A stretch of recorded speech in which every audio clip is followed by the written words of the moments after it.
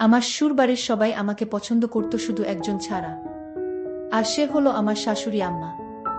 আমার শাশুড়ি আম্মা আমাকে কিছুতেই পছন্দ করত না, আর তাই আমার শাশুড়ি আম্মা শ্বশুরকে কুপরামর্শ দেয়। আর আমার শাশুড়ি আম্মার কথায় আমাকে একদিন বাথরুমে নিয়ে আমার সাথে। বাকিটা গল্পতেই বলছি। আমার শ্বশুরবাড়িতে প্রাইভেসির বিরাট সমস্যা। উপরতলার কথা নিচতলা থেকে শোনা যায়। রিফাত যখন আমাকে বিয়ে করে এ বাড়িতে নিয়ে এলো, সবার মাথায় যেন আকাশ ভেঙে পড়ল। আমার শাশুড়ি রিফাতকে উপরে নিয়ে যা বললেন তার মর্ম হলো, রিফাতর জন্য খুব বড়লোকের হার্ভার্ড ইউনিভার্সিটিতে পড়া মেয়ের বিয়ে কথা চলছিল। এর মাঝে রিফাত কেন একটা গরিব গুরবা মরহুম সাংবাদিকের মেয়েকে বিয়ে করে এনেছে? এই মেয়েকে নিয়ে কি আত্মীয় স্বজনদের সামনে মুখ দেখানো যাবে? রোটারি ক্লাবের মিটিংয়ে যাওয়া যাবে? রিফাত বোধহয় বাড়ি ছেড়ে দেয়ার হুমকি দিল, ওতে আপাতত কাজ হলো। শাশুড়ি আম্মা তিতা ঔষধের মতো আমাকে কোনো রকমে গিললেন। আসলে শাশুড়ি আম্মার রাগ করাটাই স্বাভাবিক। গুলশানে ওনাদের এত বড় দোতলা বাড়ি, সামনে পেছনে বিরাট লন। শ্বশুর সাহেব আর্মি থেকে আর্লি রিটায়ারমেন্ট নিয়ে এরশাদের আমলে বিরাট ব্যবসা আরম্ভ করেছিলেন। সমাজের রাঘব বোয়ালদের সঙ্গে ওনার যাতায়াত। ছেলে রিফাত 6 ফুট লম্বা, সুদর্শন, বিশ্ববিদ্যালয়ের উচ্চতম কর্মকর্তা। পড়ালেখায় ভালো বলে বিসিএস দিয়ে ইনকাম ট্যাক্সে ঢুকেছে। সেই ছেলে কিনা এমন একটা মেয়েকে ঘরে এনেছে যার বাবা তো নেই, আদাবরে কোনোরকম বাড়ি ভাড়া করে থাকে। আমার শ্বশুর সাহেব মনে হলেন না এ নিয়ে বিশেষ ভাবিত। তিনি প্রথম দিন থেকেই একটা নিরপেক্ষ অবস্থান নিলেন। আমাকেও দুঃখ দিতে চাচ্ছেন না, আবার শাশুড়ি আম্মাকেও খেপাতে চাচ্ছেন না। হয়তো কখনো ডাইনিং রুমে আমার সঙ্গে একটু হেসে কথা বলছেন, শাশুড়ি আম্মা ঢোকার সঙ্গে সঙ্গে আড়ষ্ট হয়ে খাবারে মন দিলেন। রিফাত সকালে অফিস চলে যায়, বাবা চলে যান ব্যবসার কাজে। সংসারের নৌকায় অস্বস্তির ঝড়ে দুলতে থাকি আমি আর শাশুড়ি আম্মা। প্রথম 1 মাস শাশুড়ি আম্মা আমার সঙ্গে একটুও কথা বলেননি। এমনভাবে দৃষ্টি হানতেন মনে হতো আমি কোনো ডাকিনী যোগিনী, টাকার লোভে ওনার ছেলের মাথা খেয়েছি। এর মাঝে আল্লাহর বিচার, শাশুড়ি আম্মা হঠাৎ মাথা ঘুরে বাথরুমে পড়ে গেলেন। আমি গিয়ে তাড়াতাড়ি ওনাকে মেঝে থেকে টেনে ওঠালাম, কাঁধে ভর দিয়ে ওনাকে বিছানায় নিয়ে শোয়ালাম। আমি একটা গামছায় বরফ ভরে ওখানে চেপে ধরলাম। শাশুড়ি আম্মা খানদানি পরিবারের অভিজাত মহিলা। আমি স্পর্শ করামাত্রই কেমন শক্ত আর আড়ষ্ট হয়ে গেলেন। মনে হলো আমি চলে গেলেই বাঁচেন। আমি বরফ হাতে নিয়ে বললাম, আপনার অনেক কষ্ট হচ্ছে, আমি আপনারে যত্ন করি। আম্মা, খুব ব্যথা লাগছে বুঝি? শাশুড়ি আম্মা শুকনো গলায় বললেন, সুরাইয়াকে ডাকা হোক। সুরাইয়া আমাদের কাজের মেয়ে, আজ আসেনি। আমি বললাম, সুরাইয়া তো আজ আসেনি আম্মা, দারোয়ান ভাই আছে। 1 গ্লাস পানি আনা হোক। আম্মা, এভাবে প্যাসিভ ভয়েজে না বলে অ্যাক্টিভ ভয়েজে কথা বললে ভালো লাগতো। শাশুড়ি আম্মা কটমট করে তাকিয়ে বললেন, পানি আনছো না কেন? আমি পানি এনে বললাম, আমার একটা নাম আছে, টুম্পা। আপনার ছেলে বলে টুম্পুমনি। আপনার তো কোনো মেয়ে নেই, টুম্পা বলে ডাকবেন, দেখবেন মনটা ফুরফুরা লাগবে। মা কোনো জবাব দিলেন না, ধক ধক করে পানি খেয়ে পাশ ফিরে শুয়ে পড়লেন। শাশুড়ি আম্মা প্রথম প্রথম আমার রান্না খেতেন না। বাথরুমে পড়ার পর থেকে খাওয়া আরম্ভ করেছেন। আমি রুই মাছের মাথা, ইলিশ মাছের পেটির টুকরো শাশুড়ি আম্মার দিকে এগিয়ে দিই। শাশুড়ি আম্মা প্রশংসা অপ্রশংসা কিছুই করেন না। আমার শ্বশুর সাহেব কম বেশি শাশুড়ি আম্মাকে অনুসরণ করেন, সংসারে খামোখা ঝামেলা পাকাতে চান না। সেদিন চিংড়ির দোপেঁয়াজা রাঁধছি, শাশুড়ি আম্মা কি কাজে কিচেনে এসেছেন। আমি চামচে একটু দোপেঁয়াজা এগিয়ে দিয়ে বললাম, মা টেস্ট করে দেবেন কেমন হয়েছে। মা কটমট করে আমার দিকে তাকিয়ে চামচ থেকে দোপেঁয়াজা চাখলেন। তারপর বললেন, বাড়িতে নারকেলের পাউডার আছে, ওটা দিয়ে মালাইকারি রেঁধো, মজা হবে। যাওয়ার সময় একবার ঘুরে বললেন, এটাও খারাপ না, তোমার বাবা পছন্দ করবেন। আমার নিজের মা খুব সংকোচে মাঝে মাঝে ফোন করেন। আমি যে এভাবে হুট করে বিয়ে করব সেটা মাও জানতেন না।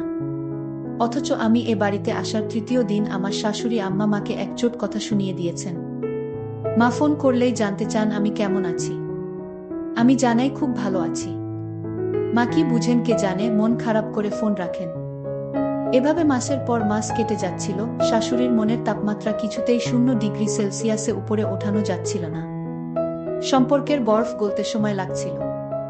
অবশেষে একদিন সন্ধ্যায় আমি শাশুড়ি আম্মার প্রাণ ভোমরার সন্ধান পেলাম। আমাদের বাড়িতে রাত 8টায় খাওয়ার নিয়ম। রাতের খাওয়া শেষ হলে একটু গুছিয়ে আমি সোজা বেডরুমে চলে যাই। তখন থেকে সকাল 7টা পর্যন্ত সময়টা রিফাত আর আমার। এই সময়টা আমি অর্জন করি সারাদিন শাশুড়ি আম্মার অবহেলা সহ্য করে। পারতপক্ষে তখন আমি ঘর থেকে বের হই না। আমি আর রিফাত মনের সুখে মুভি দেখি। সেদিন কি কারণে বেরিয়েছি? ওমা, দেখি ড্রয়িং রুমে শাশুড়ি আম্মা একা একা খিল খিল করে হাসছেন। ওনার এরকম হাসি আমি কখনো শুনিনি। দরজার কাছে গিয়ে দেখলাম শাশুড়ি আম্মা স্টার প্লাসে শ্রীমান শ্রীমতী নামের এটা সিরিজ দেখছেন। আমি আস্তে করে গিয়ে শাশুড়ি আম্মার পাশে বসলাম। আম্মা একবার কটমট করে আমার দিকে তাকালেন, তারপর আবার টিভিতে মনোনিবেশ করলেন। হাসির মুভি তো চাইলেও গম্ভীর থাকতে পারছিলেন না, একটু পর পর ফিক করে হাসছিলেন। আমিও হাসিতে যোগ দিয়ে বললেন, আম্মা দেখেন মনীষা এটা কি করলো। যাই হোক, আমি শাশুড়ি আম্মাকে সবসময় হাসি খুশি রাখার চেষ্টা করতাম, কিন্তু শাশুড়ি আম্মা আমাকে পছন্দ করত না। শাশুড়ি আমার সাথে সবসময় আচরণ খারাপ করে। মনে হয় এ বাড়িতে আমি তাদের শত্রু। আমার স্বামী আমাকে অবশ্যই পছন্দ করে, কিন্তু আমার শাশুড়ি আম্মা আমাকে পছন্দ করে না। এক রাতে শাশুড়ি আম্মা আমার শ্বশুরের সাথে কানাকানি করছে। ফিসফিস করে আমার বিরুদ্ধে কি যেন বলল, আমি তেমন কিছু বুঝতে পারিনি। তবে এরপর দিন থেকে বাড়িতে আমি আমার শ্বশুরকে অন্যরকম দেখতে পেলাম। শ্বশুর আমাকে আগে যেভাবে বুমা বলে ডাকতেন, আজ আর তার মুখে সেই মধুর ভাষা নাই। প্রতিদিন সকালে নাস্তা করার সময় শ্বশুর আমাকে নিয়ে একসাথে নাস্তা করতেন, কিন্তু আজ আমাকে ডাক দেয়নি একসাথে নাস্তা করার জন্য। আমি বুঝে গেছি শাশুড়ি আম্মার কান পড়া পেয়েছে। জানি না আমার সাথে কি হয়। এরপরের দিন আমি আমার রুমে ঘুমাতে গেলাম। তারপর শ্বশুর আব্বা গভীর রাতে আমার রুমে প্রবেশ করল। আমি শ্বশুর আব্বাকে জিজ্ঞেস করলাম, বাবা আপনি এত রাতে আমার রুমে কেন? শ্বশুর আব্বা বললেন, শোনো মা, আমি তোমায় একটা কথা বলতে চাই। তুমি আমার কতটা রাখবে? কি কথা শ্বশুর আব্বা? শ্বশুর আব্বা বললেন, শোনো মা, এই বাড়িতে থাকতে হলে তুমি আমার একটি কথা রাখতে হবে। শ্বশুর আব্বাকে বললাম, কি কথা? কিন্তু শ্বশুর আব্বা বললেন, অন্য একদিন বলবো, আজ থাক, এখন তুমি ঘুমাও। শ্বশুর আব্বার মধ্যে আমি এক অন্যরকম দৃষ্টি দেখতে পেলাম, যা আমি আগে দেখিনি। এ বাড়িতে আমি প্রায় 6 মাস ধরে আছি।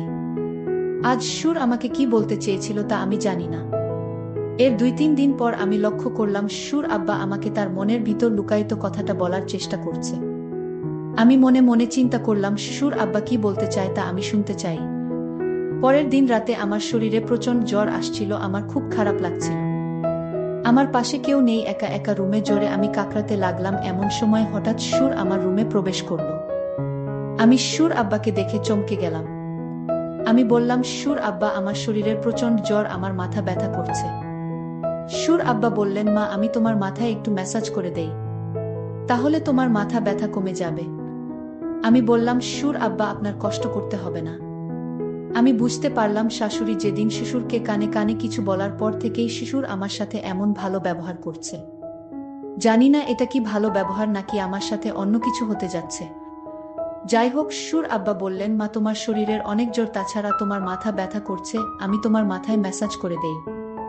আমার মাথাটা এত ব্যথা করছিল, আমি কিছুতেই আর না করতে পারলাম না। আর তাই শ্বশুর আব্বা আমার মাথায় মালিশ করে দিচ্ছিল। আমার খুব ভালো লাগছিল। আমার মাথা ব্যথাটা অর্ধেক কমে গিয়েছে। শ্বশুর আব্বা আমাকে বললেন, মা আমি তোমার আর কোথায় মালিশ করে দিব? আমি বললাম, বাবা আমার মাথা ব্যথা কমে গিয়েছে, আমার আর মালিশ করা লাগবে না। আপনি এখন রুমে গিয়ে ঘুমান। শ্বশুর আব্বা বললেন, ঠিক আছে বৌমা, তাহলে তুমি ঘুমিয়ে পড়ো, আমি সকালে আবার আসব। শ্বশুর আব্বা যখন রুম থেকে বের হতে লাগলেন, আমি শ্বশুর আব্বাকে ডাক দিলাম, বাবা শুনে যান। শ্বশুর আব্বা বললেন, কিছু বলবে বৌমা? আমি বললাম, হুম বাবা, আপনি আমাকে কি কথা বলতে চেয়েছিলেন? বলবেন বলবেন করে আর বলা হলো না। শ্বশুর আব্বা বললেন, মা আমি তোমাকে যে কথাটি বলতে চাচ্ছি সেই কথাটা বললে তোমার মনটা খারাপ হয়ে যেতে পারে। বাবা আপনি বলেন, আমার মন খারাপ করব না। আপনি আমার বাবার মতো, আপনি যা বলবেন আমি তা মেনে নিব। শ্বশুর আব্বা বললেন, তার আগে তোমাকে আমার সাথে বাথরুমে যেতে হবে। আমি বললাম, বাবা বাথরুমে কেন? দরকার আছে, তুমি চলো, গেলেই বুঝতে পারবে। আমি অবাক হয়ে গেলাম তার কথা শুনে। আমি বললাম, ঠিক আছে বাবা, চলেন বাবা। তারপর বাথরুমে গিয়ে যা দেখলাম তা দেখে আমার মনে হলো আমার চোখ কপালে উঠে গেল। 4টা ক্যামেরা লাগানো। আমি বললাম, বাবা এখানে ক্যামেরা লাগনো কেন? বাবা বললেন তোমার শাশুড়ি আম্মা এই ক্যামেরা লাগিয়েছে। আমি জিজ্ঞেস করলাম কেন এখানে ক্যামেরা লাগানো হয়েছে। সুর আব্বা বললেন তোমাকে ব্ল্যাকমেইল করার জন্য এখানে ক্যামেরা লাগানো হয়েছে। তোমার স্নানের অনেক ভিডিও তোমার শাশুড়ি আম্মার কাছে আছে। আমি বললাম সুর আব্বা আমি যেদিন প্রথম বাথরুমে স্নান করতে এলাম সেদিন আমি এই ক্যামেরা লক্ষ্য করছিলাম, আর তারপর থেকে আমি এই বাথরুমে স্নান করি নাই। আমি এই বাড়িতে যেদিন পা রাখলাম সেদিনই বুঝতে পারলাম আমার শাশুড়ি আম্মা আমাকে এ বাড়ি থেকে তাড়ানোর জন্য আমার সাথে এমন কিছু একটা করবে। কিন্তু আমি তো আর বোকা না, আমিও সতর্ক হয়ে গেলাম। সুর আব্বা আমাকে বলল তাহলে আমি যে ভিডিও দেখলাম সেটা কার ভিডিও? আমি বললাম বাবা আপনি ভালো করে লক্ষ্য করে দেখেন সেটা আমি না, আপনার নিজের মেয়ের ভিডিও। বুমার কথা শুনে চমকে গেলাম। আমার মেয়ের ভিডিও আর আমি চিনি না। সুর আব্বা আমার কথা শুনে দৌড়ে শাশুড়ির রুমে গেল আর বলল ভিডিও প্লে করো, এটা তো বুমার ভিডিও না, এটা আমাদের নিজেদের মেয়ের ভিডিও। তুমি যার ভিডিও ইন্টারনেটে ছেড়ে এ বাড়ি থেকে বের করতে চাইছো সেটা তো বুমা না, সেটা আমাদের নিজেদের মেয়ের ভিডিও। সুর আব্বার কথা শুনে চমকে গেল শাশুড়ি। আমি তখন আমার শাশুড়ি আম্মাকে বললাম দেখুন আপনারা আমাকে যতটা বোকা ভাবছেন আমি ততটা বোকা না। আপনারা আমার মানসম্মান নষ্ট করতে চেয়েছিলেন, কিন্তু আল্লাহর কি খেলা, এখন আপনার মেয়ের মানসম্মান নষ্ট হতে চলেছে। শাশুড়ি বলল তুমি তো অনেক চালাক মেয়ে, আমি ভেবেছিলাম তুমি বোকা, আজ দেখলাম তুমি তো অনেক পাকা একটা মেয়ে। এমন সময় আমার স্বামী আমার ঘরে এসে হাজির, আমাদের কথাগুলো শুনছিল। আমাদের কথাগুলো আমার স্বামী শুনে মাকে বললেন মা আপনি আপনার বুমাকে এমনটা করতে চেয়েছিলেন। আপনার বুমাকে পছন্দ না হলে আমাকে বলতেন, আমি এ বাড়ি থেকে আমার স্ত্রীকে নিয়ে চলে যেতাম। তখন হুট করে শ্বশুর বলে উঠল তোমার মা চেয়েছিল এ বাড়ি থেকে কিভাবে বুমাকে তাড়ানো যায়। তোমার মা আমাকে কানপড়া দিয়ে বলেছিল এমন কিছু তোমার স্ত্রীকে খাওয়াই যেন সে তিলে তিলে মারা যায়। আমার পক্ষে এটা করা সম্ভব হলো না, কারণ আমারও তো একটা মেয়ে আছে। আমি বুমার প্রতি এমন অত্যাচার করতে পারলাম না। বুমা যেদিন জ্বরে তরতর করছিল, মাথা ব্যথায় কাকড়া ছিল, সেই দিন তার মুখখানা দেখে আমি তার মায়ায় পড়ে যাই। আর সেই দিন থেকে সিদ্ধান্ত নেই এই বাড়ি থেকে আমি বুমাকে কিছুতেই যেতে দিব না। সুর আব্বা বললেন পরের মেয়ের ক্ষতি করতে গিয়ে এখন নিজের মেয়ের ক্ষতি হচ্ছে। সুর আমার স্বামীকে বললেন বাবা তোকে আমি গুলশানে আরও একটা বাড়ি কিনে দিচ্ছি, তুই সেখানে বুমাকে নিয়ে চলে যা, নতুন করে সংসার শুরু কর। শাশুড়ি আম্মা তখন হাউমাউ করে কান্না করে বলল আমার ভুল হয়ে গেছে বুমা, তুমি আমায় ক্ষমা করে দাও। আমি বললাম মায়েরা কখনো ক্ষমা চাইতে নেই, মা আমাদের সাথে আপনিও থাকবেন এটাই আমি চাই। প্রিয় বন্ধুরা তোমাদের কাছে গল্পটি কেমন লাগলো তা কমেন্ট করে জানাতে ভুলবে না।